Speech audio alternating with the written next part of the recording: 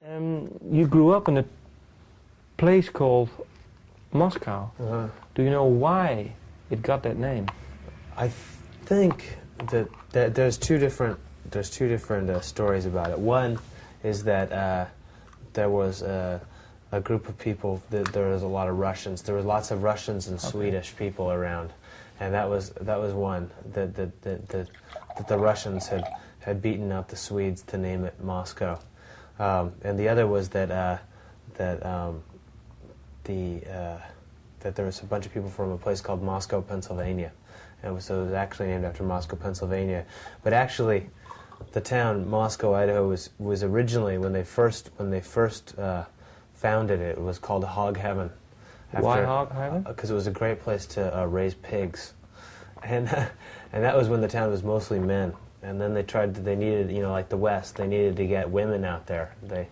And so the people in town decided that they were going to rename it Paradise Valley. So after they named it, Hog Heaven, Paradise Valley, and then somewhere along the line somebody decided to name it Moscow, but nobody really knows where the name came from. Okay. Just one of those things. So it's still a mystery then? It is, yeah. But I always think it's funny that a lot of those little towns in Idaho and in certain parts of the United States are named after places where people would rather be.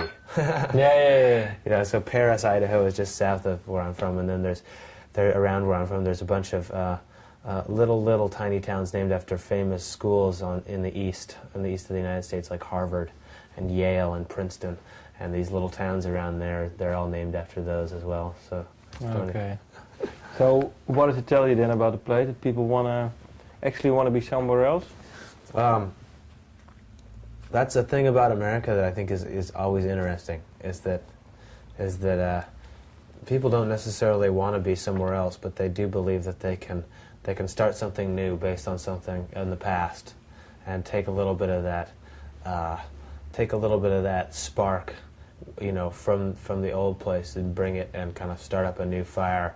I mean, New Amsterdam is a great example, for New York, and that seemed to work fairly well.